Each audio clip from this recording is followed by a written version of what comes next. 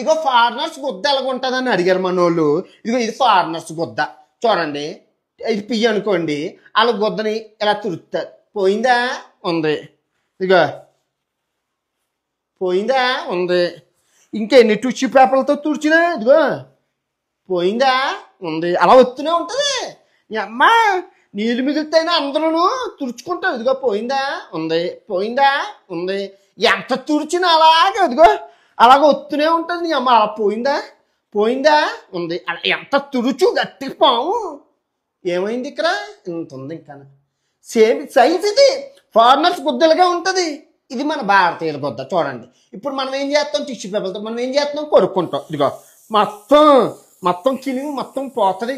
ఉంటుందా ఏమైనా? ఏముంది? ఉందా ఏమైనా? కంపు కూర లేదు. ఎంత శుభ్రం. ఫారినర్స్ గుద్దకి ఎంత ఉంది పియ్య? మన గుద్దకి ఎంత ఉంది? మనకి ఏమైనా శాసనం శూన్యం. మన దగ్గర పియ్య శూన్యం. ఫారినర్స్ గుద్ద కంపు.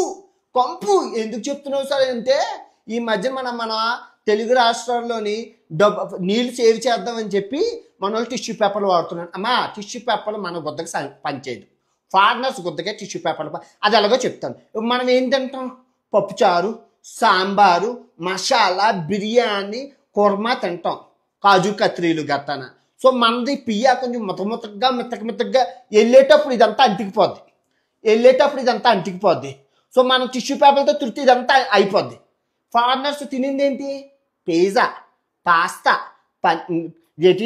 అది బర్గరు, మచ్చి అన్ని సలాడ్లు అవి తింటారు.